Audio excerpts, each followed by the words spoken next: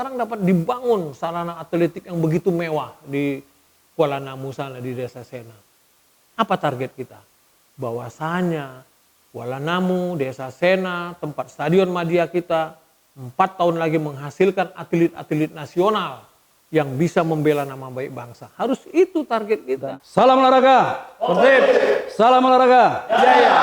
Selamat siang pemirsa sekalian. Jumpa lagi kita di program Road to Fun Waspada TV. Kali ini narasumber kita Ketua Umum KONI Sumatera Utara, maestronya olahraga nih. Kalau kita bilang profesor atau dokter nanti mesti akademisi ya. Tapi ini Kamus Berjalan Olahraga Sumatera Utara. Selamat siang Bang John Lubis. Selamat siang, salam olahraga. Lagi puncak sibuk nih Bang ya. Bukan sibuk lagi, kalau ini udah kayak gasing lah kita ini udah. Iya, iya. Ini kan udah tinggal 85 hari lagi kan pembukaan PON gitu. Tapi mungkin masyarakat kita banyak nggak tahu nih sejarahnya nih. Gimana nih Sumatera Utara dan Aceh bisa berduet. Padahal 10 tahun lalu kita kan bidding kan lawan gitu ya, kompetitor ya sama Aceh. Gimana sejarahnya nih gitu? Pada waktu bidding untuk PON 2020 Papua, itu tahun 2012 kita sudah ikut bidding ya. Ya. Kita Aceh, Papua, kemudian Bali, Jawa Tengah itu kita kalah ya. Karena memang pemerintah maunya ke Papua waktu itu. Akhirnya selesai bidding PON Papua, saya datang ke Aceh. Saya ajak Aceh, ayo kita robah. Karena kalau PON ini 4 tahun sekali, jumlah provinsi 34, maka 132 tahun sekalilah PON itu baru kembali. Kita bikin terobosan, bagaimana kalau tuan rumah bersama. Nah, begitu mereka sepakat, kami lobi KONI Pusat. Kami robah ADART, bahwasannya PON dapat dilaksanakan di 2 provinsi atau lebih. Sebelumnya 1 gitu ya? Sebelumnya 1. Dari situ KONI Pusat bikin surat ke pemerintah pusat untuk merubah kepres tentang PON. Dirubah dari 1 provinsi menjadi lebih dari 1 provinsi. Dari situlah asal muasalnya kita mendaftar lagi bersama Aceh. Dan yang mendaftar 2 provinsi itu ada 2, Bali dengan NTB, kemudian Kalsel, 3 kandidat. Pada tahun 2017 saya melakukan roadshow mulai. Keliling, minta dukungan seluruh provinsi. Karena itu mesti kita robah lagi tuh.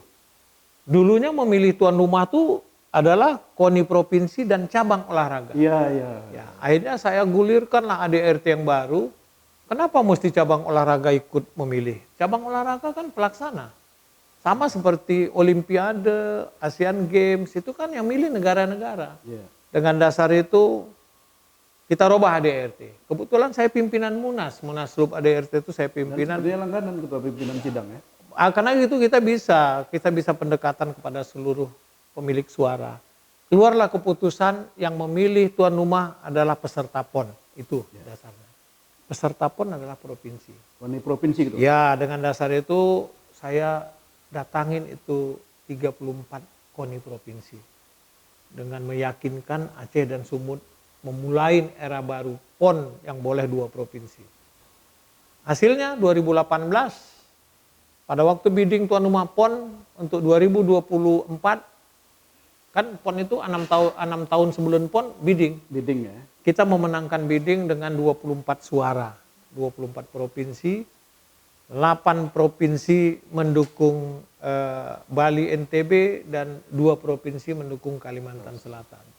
Itulah sejarah ditunjuknya Aceh Sumut sebagai tuan rumah PON. PON itu milik KONI, tetapi dilaksanakan oleh pemerintah.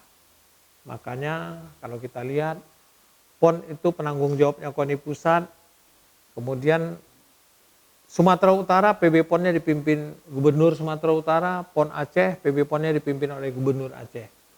KONI sebagai apa? Ya kita peserta PON. Sekarang jadi peserta. Ya, kita peserta PON. Walaupun siogiannya kita bisa juga membantu PB PON sebagai narasumber. Apalagi saya sudah PON ke-6 ini. Ya, saya jadi wakil ketua kontingen itu 1 kali. Jadi tim manajer dulu di Palembang, tim manajer balap saya situ. PON Kalimantan, Riau, Jabar, Papua, ini saya sudah jadi ketua kontingen. Ketua 2 periode ketua harian ya? Saya 10 tahun jadi ketua harian, 7 tahun sudah jadi ketua umum. Tinggal menjelang pensiun.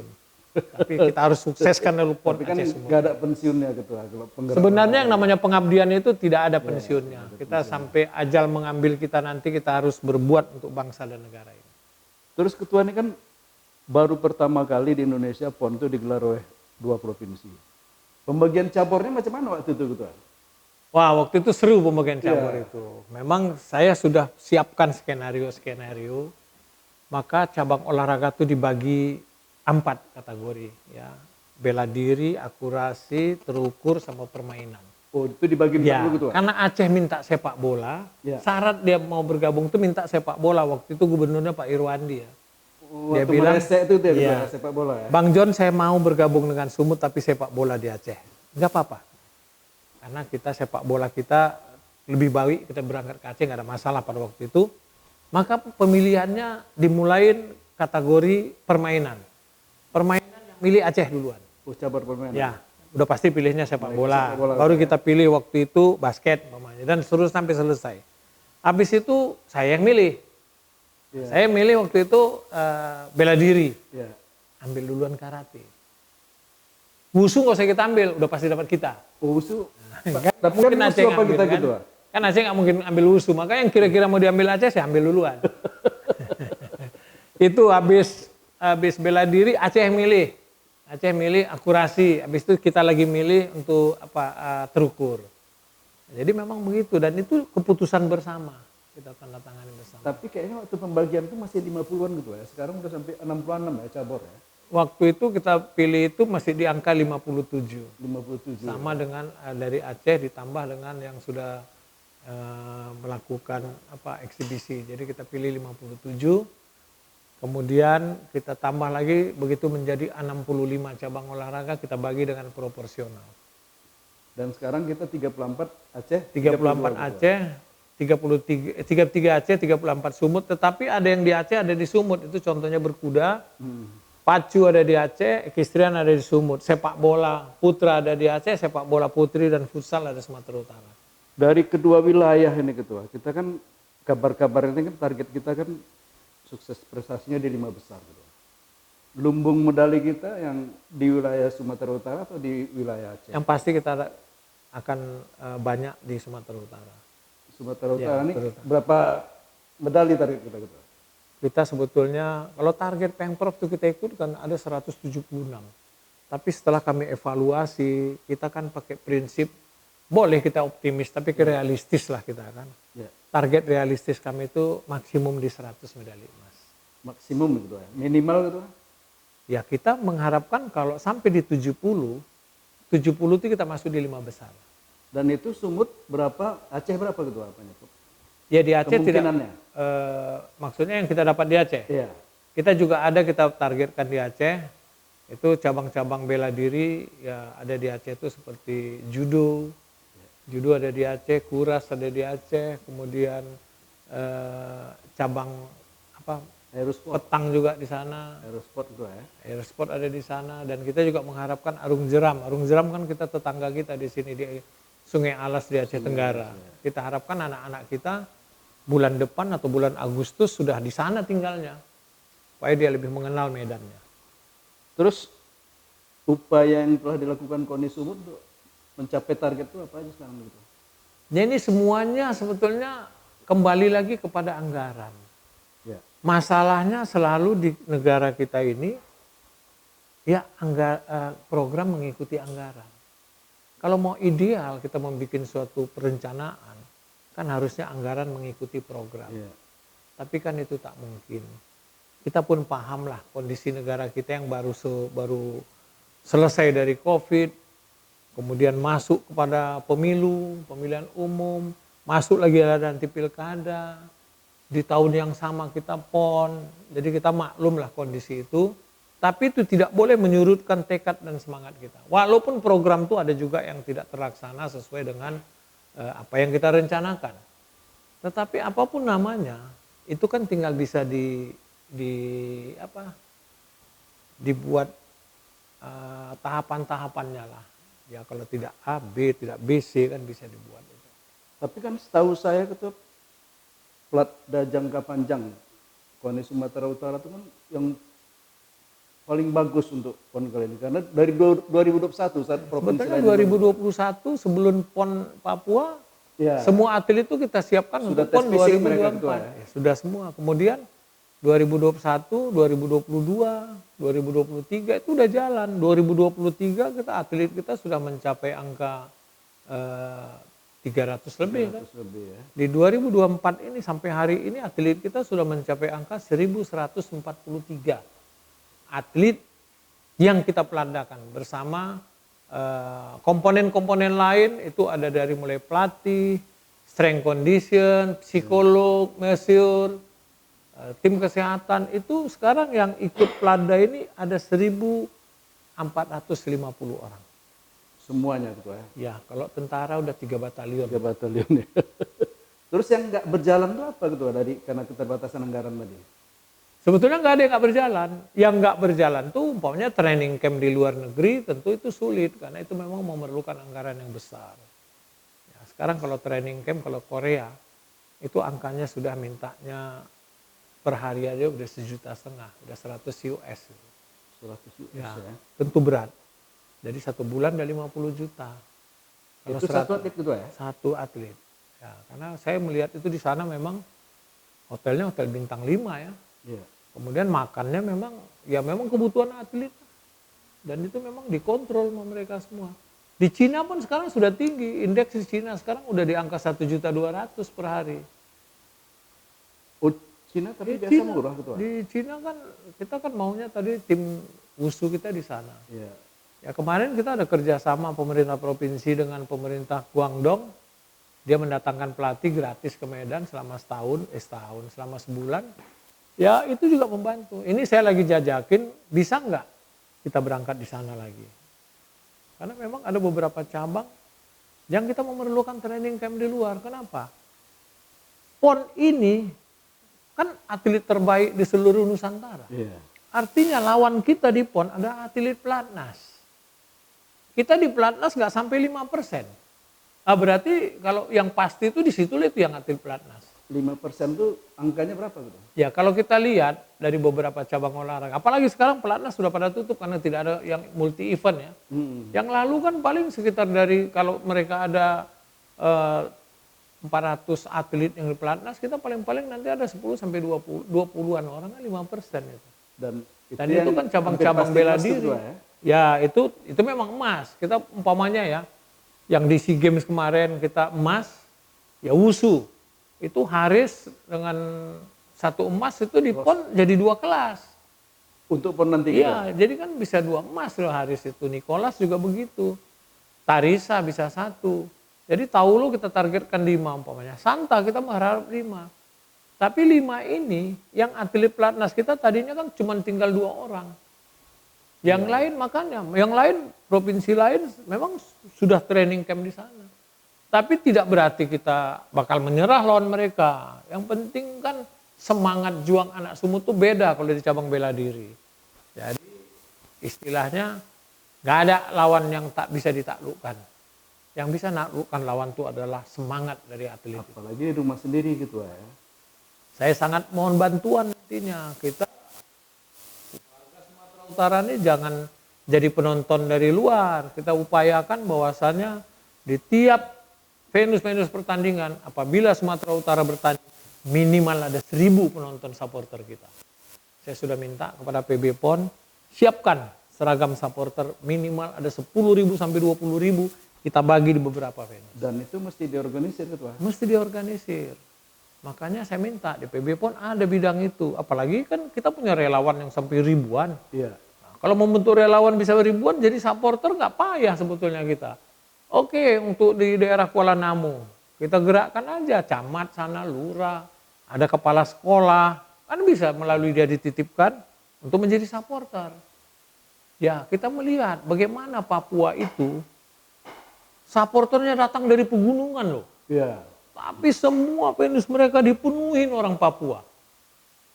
Saya waktu di Timika tuh ketua, Sampai macet jalan. Grogi kita kan. Iya. Waktu di Papua saya gerakkan seluruh orang Batak yang ada di sana. Ribuan juga jumlahnya.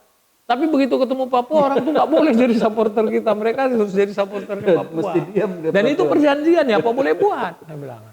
Apakah mungkin itu diterapkan di sini Ketua? Harusnya. Ini kita lihat ya. Semalam saya kedatangan tamu dari Provinsi Bali. Mereka landing di Medan langsung pergi ke Viharan. Langsung ngumpulkan semua masyarakat Bali untuk jadi supporter mereka. Iya. Dan ini juga jadi gerakan masyarakat seluruh Indonesia kan. Ini harus kita dukung juga hal seperti ini. Iya. Tapi masa kita juga tidak menggerakkan itu orang di kampung kita. Makanya saya bilang di tiap PNS minimal ada 1.000 penonton pendukung Sumatera Utara. Kalau di sepak bola penonton itu adalah pemain ke-12. Iya. Ya, pemain itu 11 lawan 11. Penonton itu pemain ke-12. Jadi kalau supporter itu kita punya semua, 12 lawan orang itu sama kita. Ya ini harus kita terapkan. Kembali lagi Ketua ke plat data tadi Ketua. Kan kita udah 1.140. Itu ada berapa kategori pembagiannya Ketua? Kita Apakah sama semuanya? ada kategori 1 itu 71 orang yang meraih medali emas. Ya, cabang perorangan ini yang meraih medali emas pada tahun 2022-2023. Itu kita anggap Jurnas, ya, SEA Games itu semua. ya itu kita harap ujung tombak kita untuk medali emas. Kategori 2, kategori 2 itu adalah juara 2 dan juara 3 di Kejurnas. Total kita tuh sekarang ada 71 tambah 168 ada 238 orang. Yang level Ya, 1, level 2. dengan pelatih-pelatihnya kita harapkan ada lebih kurang 300 orang, itu adalah andalan kita. Ya itu sudah kita mulai kemarin kami rapat, itu sudah harus pelanda penuh per 20 Juni. Oh berarti 20 Juni 20 Juni mereka selesai Hari Raya Haji mereka dikumpulkan. Cuman itu melaksanakan pelanda penuh kami serahkan kepada Pengprov cabang olahraga. Karena dia bisa menghimpun di suatu tempat latihan, di situ nginapnya. Ya di situ disiapkan makan semuanya, puding sampai suplemen semuanya disiapkan dan dijaga kesehatannya. Jadi bedanya platda penuh yang oleh Pengprov sama yang biasa-biasanya kondisi Dulu kan kita kumpulkan semua. Ya. Memang ada masalah mengumpulkan semua untuk lebih dari 1.000, nggak ada tempat. Asrama haji itu cuma kemampuannya 560 orang. Berarti terpisah-pisah juga, apalagi ini kita cuma atlet unggulan. Ya. Kalau kita kumpulkan di satu tempat, masalahnya yang unggulan itu nggak sampai setengah dari kekuatan mereka. Ya, satu cabang olahraga punya 20 atlet, yang unggulan mungkin cuma 6. Maksudnya gimana nih gitu? Nah, kan umpamanya kategori 1, kategori 2 ada 6. Misalnya wusu. Ya, kalau wusu dia 50-50 ya. Ya. Jadi dari 11 tambah dia sekitar 26 orang, 26 yang atlet unggulannya mungkin ada 16. Oh yang sudah berprestasi itu Ketua ya? Yang 10 kan masih atlet unggulan yang biasa ya. Tapi kalau dipelandakan yang 16 dikumpulkan semuanya yang 10 masih pulang ke rumah, ini kan masalah juga. Ya, makanya saya bikin kebijakan masing-masing di tempatnya. Jadi yang sisanya tadi ya subsidi dong Pengprovnya. Bagaimana caranya silahkanlah Pengprovnya untuk melaksanakannya. Ya kalau Pengprov nggak bisa berkontribusi juga, ya Pengprov tuh serahkan aja lah ke KONI, kalau gitu di bawah KONI semuanya. Apa gunanya ada Pengprov kan? Tapi semuanya pada menerima. Sebagai contoh. Pelanda penuh bukan sentralisasi gitu ya? Sebetulnya sentralisasi per cabur. Sentralisasi itu artinya kan mereka melaksanakan latihannya sudah di satu tempat. Terpusat. Nah, udah terpusat lah. Tapi ini per cabur kita buat. Mungkin ini bisa lebih gampang kontrolnya. Nanti wasping kita dari KONI ada wasping ngawasin. Bahkan untuk kontrol makanan yang dibuat mereka kita akan kirim tim juga. Kita kan di KONI Sumun ada ahli gizi kita. Ada ahli gizi gitu. Ahli gizi. Jadi nanti saya bikin tim yang bisa ngontrol ini apakah terlaksana dengan baik. Kemudian nantinya kita harapkan kemarin kami pertemuan dengan gubernur juga siap membantu pelanda penuh untuk 1 bulan secara keseluruhan. Oh nanti ada direncanakan 1 bulan ya. Di dalam pelanda penuh itu Pak Gubernur juga minta ada pendidikan karakter bangsa untuk membangun jiwa korsa Sumatera Utara. Yang tadinya kami rencanakan tahun lalu di Rindam, ini Pak Gubernur minimal 3-4 hari dibuatlah di Rindam, dikumpulkan semua atlet. Di situ kita nanti ada pengukuhan kontingen, kemudian di situ dilakukan pembinaan mental, nanti ada dari isi psikolog, motivator segala macam untuk membangun jiwa korsa semangat pengabdian untuk mensukseskan atlet-atlet Sumatera Utara pada PON yang akan datang. Berarti kalau termasuk atlet unggulan tadi lah gitu, level 1, level 2 tadi mereka platda penuhnya itu ya sekitar 2,5 bulan lah gitu ya. Ya. Efektifnya itu berapa lama sebenarnya gitu? Ya kalau harusnya setahun, kalau sebenarnya kita rencanakan dulu per 1 Januari 2024 udah pelada penuh harusnya. Tapi itu memang berat. Ya dengan kekuatan kita 1145 dengan komponen yang lain 1450, itu per bulan butuh uang 12,6 miliar untuk pelada penuh. Ya kalau 10 bulan dia memang berat juga. Dari mana duitnya? Saya udah bilang tadi, kita boleh optimis, tapi kita realistis melihat keuangan Republik ini. Republik ini bukan hanya Sumatera Utara, karena saya melihat beberapa hampir seluruh provinsi melakukan recofusing juga. Bahkan ada yang DKI. Mereka hanya memberangkatkan 5 besar. 5 besar Iya, di Jonas itu ya? Itu pun sudah 1.000 orang lebih. Karena saya bilang kalau PON dilaksanakan hari ini, 60% medali itu masih ada di 3 provinsi. Ya. DKI, Jabar, dan Jawa Timur. Kenapa? Ya tentu kita memaklumin dengan 65 cabang olahraga. Tentu daerah-daerah yang punya APBD tinggi mampu membiayai atletnya. Kita lihat, DKI itu APBD-nya 80 triliun. 80 triliun dia punya APBD. Anggaran KONI-nya 386 miliar. Kalau kita lihat Sumatera Utara APBD-nya 15 triliun, anggaran kita 90. Kalau dibagi indeksnya masih tinggi kita itu. Iya. Kalau kita bagi indeksnya tinggi dengan 80 triliun kita dapat umpamanya 90. Mereka dengan 80 triliun berapa kali lipat dari kita itu. Mereka dapat 386. Jawa Barat juga begitu, APBD-nya sekitar 60 lebih ya. APBD dia untuk KONI. Jadi wajar suatu waktu PON ini kalau tidak diseleksi cabang-cabang olimpiknya, kalau semua tahun depan nanti 70 cabang olahraga, maka makin kuatlah daerah-daerah yang APBD-nya tinggi. Karena mereka mampu mengikuti semua cabang Justru olahraga. menguntungkan mereka gitu ya? Ya menguntungkan mereka. Makanya saya selalu bilang mau KONI pusat, kita perlu evaluasi nih. Target kita apa? Olimpiade. Olimpiade cuma berapa cabur sih Olimpiade? Ya kan? Yang kita ada di kita Olympic Games itu cuma 28. Masuk ke Asian Games paling-paling nanti 50 cabur dia. Kita udah 65 nih. Tahun depan bisa 75, ini ada 11 eksibisi nih. Berarti 65 tambah 11. Gak usah, 11 belum tentu semua, 5 saja lolos. Kan jadi 70 kita. Ya. Kalau 70 itu kalau semua nomor diikuti, atletnya 1.500 Pak. Daerah mana yang mampu menyiapkan 1.500? Tentu yang mampu itu adalah yang APBD-nya tinggi. Di atas. Di luar Pulau Jawa jangan berharap. Yang di atas 300 Ya. tadi ya. Akhirnya kita nanti pakai skala prioritas. Yang tidak bisa menghasilkan medali tak usah dikirim. Ya. Dampaknya apa? Ya bahwasanya kita tidak adil dalam pembinaan olahraga prestasi. Makanya perlu dievaluasi itu adalah apa sih yang namanya cabang olahraga prestasi. Ya. PON itu kalau bisa dibagi 2. Ada PON prestasi yang betul-betul dasarnya adalah Olimpik, minimal Asian Games. Yang kedua adalah PON pendukung aja. Cabang-cabang olahraga lain itu dibikin PON tersendiri. Berarti kormi gitu. Bukan kormi. Tapi kita bagi, kalau udah 70 kan berat kita ngikutinya. Iya. Ya, bila perlu 2 tahun sekali mungkin pemerintah bisa lebih siap menganggarkannya kalau begitu. Tapi kalau PON ini nanti makin lama makin banyak. Orang Olimpiade itu bukan bertambah jumlah cabang olahraganya. Tetap saja bukan gampang masuk Olimpiade. Bahkan kadang berkurang gitu. Wusu sudah 3 kali eksibisi belum pernah masuk Olimpiade. Kita sekali di eksibisi besok udah ikut PON. Nah, ini yang perlu dievaluasi. Terus ketua kembali ke Platda tadi gitu. Atlet kita kan sudah Platda. Ada yang bahkan udah dari 2021. Faktanya training camp nggak mungkin karena anggaran. Program tryout-nya gimana gitu? Latihan-latihan aja nggak tanding-tanding kan? Itu memang jenuh kendala. mereka. Tapi kalau itu kan lihat cabang-cabangnya ya. Yang namanya tryout itu kan mengikuti kompetisi. Ya. Kesiapan mereka mengikuti Menguji kompetisi. hasil latihannya gitu. Kalau training camp itu kan mencari sparring di luar, lawan bertanding itu banyak ya. Jadi kan bisa disikapin. dengan cara kita ya sparringnya lebih banyak, lebih panjang sparringnya. Kalau cabang olahraga bela diri.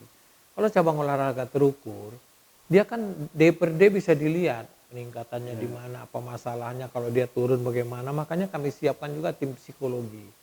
Ya, apa yang bikin mereka jenuh, segala macam, itu kita isi. Jadi jangan dianggap, wah kalau tidak ada training tryout atau training camp, kita langsung down. Enggak, percayalah, Sumatera Utara ini semangatnya tinggi. Ya mereka tuh sudah siap kok bertarung. Walaupun ukurannya sebagian belum dapat. Walaupun belum pernah tryout. Ya, belum pernah tryout. Ada juga, rata-rata semua pernah tryout sih.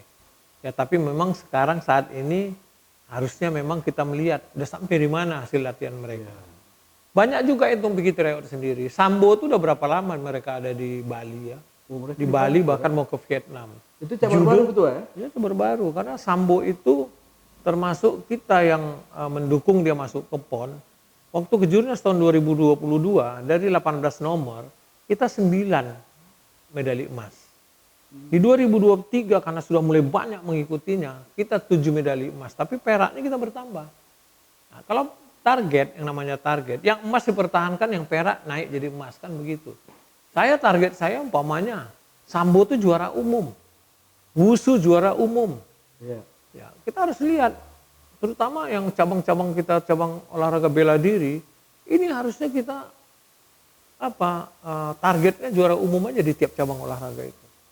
Yang susahnya ini jeruk makan jeruk, karena cabang-cabang baru dia tidak ada pelatihan, tidak ada pendidikan dari kadet, junior sampai ke senior, main ambil aja dari olahraga lain.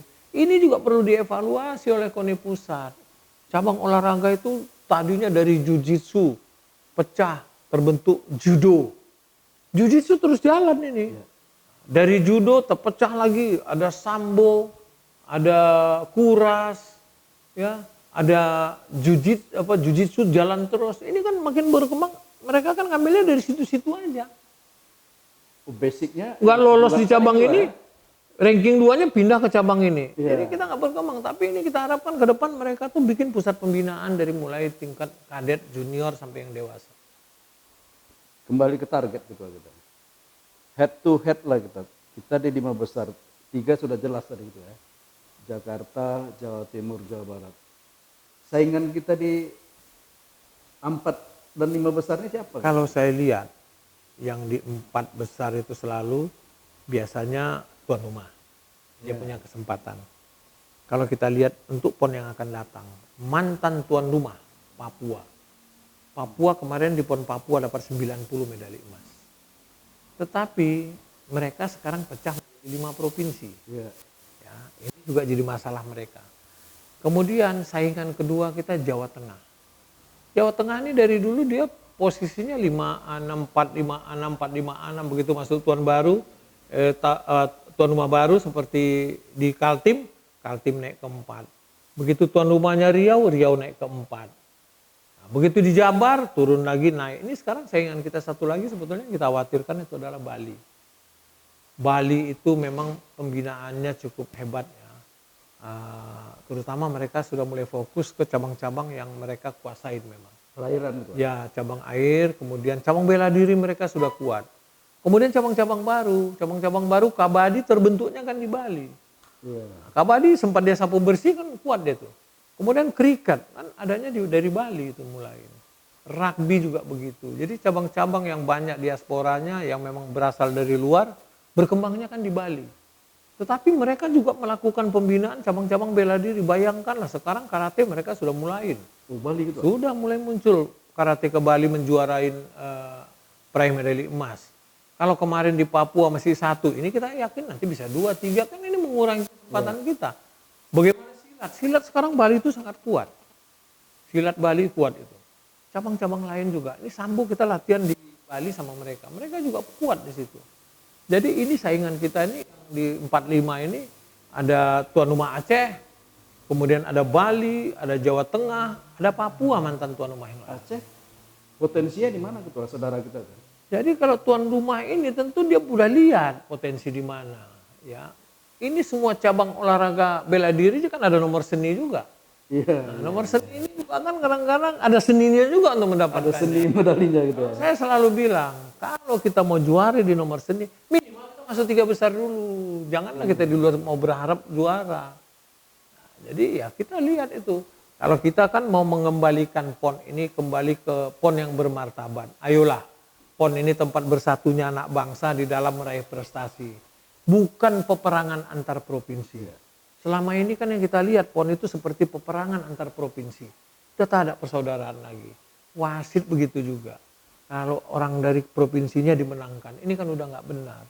Maka selalu saya bilang, ayolah kalau kita mau perbaiki ini lagi, bagaimana kalau kita pakai wasit asing? Karena wasit nasional, Ide gubernur kita yang dulu iya, saya sampaikan itu di Papua. Kenapa? Semua wasit nasional ini kan nggak ada provinsi nasional. Ya. Wasit daerah yang punya sertifikat nasional. Apapun namanya, begitu itu menjadi bukan suatu pertandingan, tapi sudah seperti peperangan antar provinsi, jiwanya akan terpanggil. Oh kampungku, wasit itu kalau doanya ya Allah menangkanlah provinsiku, itu udah bukan wasit lagi. Wasit itu doanya adalah ya Allah menangkanlah yang terbaik di antara mereka ini. Itu baru doa wasit. Walaupun realitanya doanya untuk provinsinya gitu Nah, ya, itu biar yang aman belum, pulang ya. dia belum wasit sebetulnya itu. Kalau wasit itu doanya yang terbaik, bukan provinsiku katanya kan. Jadi dia sudah memihak. Kalau sudah memihak bukan wasit. Wasit itu kan pengadil. Iya, iya. Nah ini yang perlu kita benahi. Dulu-dulunya wasit kita bagus-bagus. Karena itu PON masih mencari yang terbaik. Persaudaraan, persahabatan untuk meraih prestasi. Kalau sekarang kan bukan prestasi lagi yang dicari kan. Jadi kan ketua Gengsi ini sudah dicari. udah 20 tahun lebih di tim PON Sumut ini. Pergeserannya itu kapan tuh ketua? Ini mulai PON yang paling gawat tuh mulai PON apalah ya kita bilang ya. Mulai PON Riau. Di Riau sudah ada tapi yang paling parah tuh di PON Jabar betulnya. 2016 Ya tuh. dengan apa katanya Jabar Jabar Kahiji. Kahiji. Iya. Kahiji itu kan juara. Makanya saya nggak setuju bilang Sumut juara. Kita mau yang terbaik. Tapi tagline kita bersatu kita juara. Bersatu kita juara itu adalah secara nasional. Bersatunya nasional bukan Bersatunya Aceh secara Sumut. nasional. Oh kita bersatu supaya kita bisa jadi juara. Berarti Bukan Sumut bersatu jadi juara, tidak. Ayo secara nasional. oh bukan Aceh Sumut gitu ya. Anak bangsa ini harus bersatu. Target kita kan bukan PON. PON itu target untuk provinsi aja itu kan, untuk kebanggaan daerah saja. Tapi kalau bisa bagaimana berkontribusi untuk bangsa dan negara ini meraih prestasi secara internasional.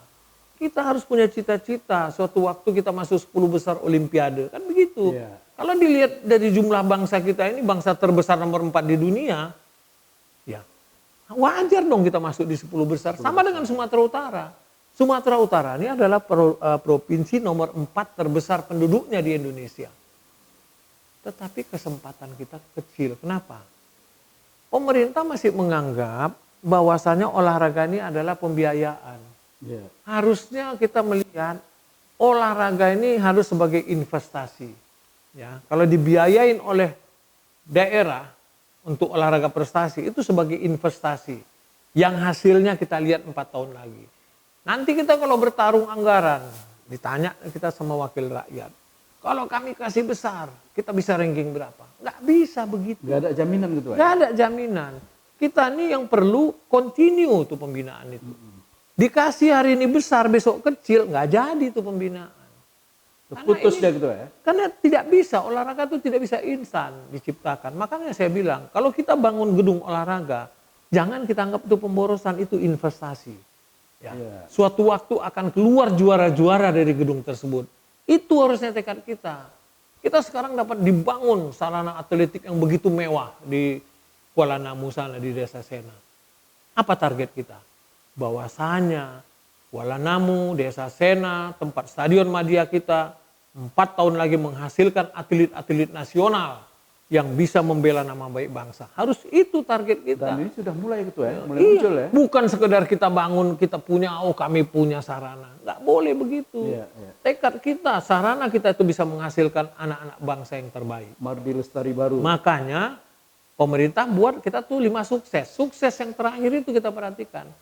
Sukses di dalam mengelola sarana prasarana pasca PON. Artinya suksesnya apa? Bukan menghasilkan uang, menghasilkan atlet yang berprestasi ke depan. Dan saya tadi bicara dengan Pasi Pusat juga, bahwasannya sarana kita itu Stadion Madia nantinya akan dijadikan pusat pembinaan atletik wilayah Barat. Berarti Ya, desentralisasi itu atletik janji ya? Pak LBP sebagai Ketua Pasi. Pembinaan atletik wilayah Timur itu ada di Timika, yang Papua. kemarin Papua. Pembinaan wilayah Tengah, ya wilayah Tengah itu adalah di Pengalengan, yang sudah dibangun Pak LBP. Itu sangat bagus itu yang di Pengalengan. Pembinaan wilayah Barat nanti ada di Kota Medan, di Sumatera Utara. Desa Sena. Desa Sena. Tadinya bahkan saya bilang sebetulnya pusatnya nanti mau dibuat di Siosar. Di Siosar tuh nantinya ada lintasan. Tempatnya tingginya 1.800. Di sanalah kalau mau melatih meningkatkan VO2 max seorang atlet. Atletik ini kan cabur yang paling banyak menyediakan medali. 46 medali emas. Kita posisi kita di sana andalan nggak tuh cabur atletik? Kita sekarang sudah mulai bagus meningkat atletik kita. Kita lihat kemarin ada Nela Agustin. Ya, Nela Agustin. Sudah masuk di ranking nasional di 200 meter. Ini kalau kita bina kan di 100 meter tinggal sedikit lagi dia. Sudah memecahkan rekor nasional ya. Sekarang ada 3 atlet kita ikut di Pomnas. Ini yang atlet terbaik kan, Nela Agustin, Safrudin, sama satu lagi Asian University gitu. ya POM ASEAN. Ya, POM ASEAN. Di Surabaya. Kemudian ada atlet andalan kita yang sudah senior latihan di Bandung sekarang, itu ada Hardodi Siombing, itu udah rekor nasional untuk cakram. Kemudian ada Hafiz, itu pemecah rekor Asia Tenggara kemarin ya, SEA Games, itu lempar lembing. Jadi memang kita punya target sebetulnya atletik ini paling tidak bisa menghasilkan 5 medali emas. Asian University itu ketua bridge kita ada ketua. Ya. Fatur dan Nana ketua. Kalau permainan kan nggak bisa terukur kita ya, tapi kalau atletik kan itu terukur.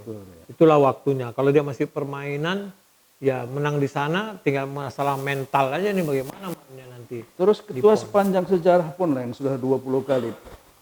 Kapan Sumut tuh berprestasi paling tinggi dan di peringkat berapa gitu? Sebenarnya dulu-dulunya pernah kita ya di 3 besar waktu PON kita tuan rumah. Tahun 53. Tapi sepanjang saya ikut di PON, tahun 2000, PON 2000 di Surabaya kita di luar 10 besar. PON di Sumatera Selatan tahun 2004 kita di 12. Kemudian waktu saya bawa pertama di Kaltim, itu kita melesit ke posisi 7. Itu apa lumbung medalinya ketua? Wusu waktu itu. Wusu ya. Wusu sama karate. Ada di situ kita dapat polo air dan renang. Jadi kalau kita lihat waktu PON dari tahun ke tahun ya, kita ranking 7 di Kaltim, kemudian turun ranking ke-8 di Riau karena tuan rumah naik di 4. Ya. Kemudian di Jabar kita turun lagi ke ranking 9. Di Papua kita anjlok sama sekali. Keluar dari 10 besar. Itu sebetulnya hal yang tidak kita sangka. Tapi itu tidak bisa jadi ukuran. Karena PON Papua memang banyak meninggalkan masalah. Terus ketua, sekalian nih terakhir nih ketua ya. Berapa target kita dan himbauan serta harapan ketua untuk mencapai target itu bagi masyarakat Sumatera Utara ketua? Ya, kita sudah berbuat segalanya. Program sudah jalan, Pelada sudah jalan, semuanya sudah berjalan. Tinggal kita jangan lupa bahwasanya kita juga harus dapat dukungan moral seluruh masyarakat Sumatera Utara. Doakanlah atlet-atlet kita ini. Ayo kita sukseskan PON ini, sukses prestasi, kita beri semangat kepada anak-anak Sumatera Utara yang akan bertarung, membela nama baik kita, membela nama baik provinsi, supaya mereka bisa menghasilkan target apa yang mereka cita-citakan. Terima kasih ketua. Terima kasih. Tetap 5 besar ketua ya. Kalau bisa 4 kenapa 5? Iya, itu yang kita tunggu ya. Berarti 4 nih. Saya juga memang pengennya minimal 4. Makasih Kita memang masuk di 5 besar, tapi kalau bisa 4 kenapa 5? Kenapa enggak 3 ketua ya? Kalau realistisnya memang sulit lah kita ambil 3 besar. Itu ya. Ya, karena mereka di atas 150-an medalinya. Oke, makasih ketua. Terima kasih. Menyiapkan waktunya bagi Waspada TV dalam program Road to Fun 21 dan kita akhiri pertemuan dengan Ketua Umum KONI Sumatera Utara, Bang John Ismadi Lubis. Ini langganan pimpinan sidang nih kalau di agenda pusat nih. Beliau sebelum 2 periode menjadi ketua umum, 2 periode ketua harian, waktu itu ketua umumnya Pak Gus Irawan Seribu. Jadi memang sangat menguasai ya cabang olahraga. Saya bahkan mengatakan ini maestro, profesor otodidak di bidang olahraga. Itu closing dari saya. Salam olahraga. Salam olahraga. Jaya. Tetap satu jua.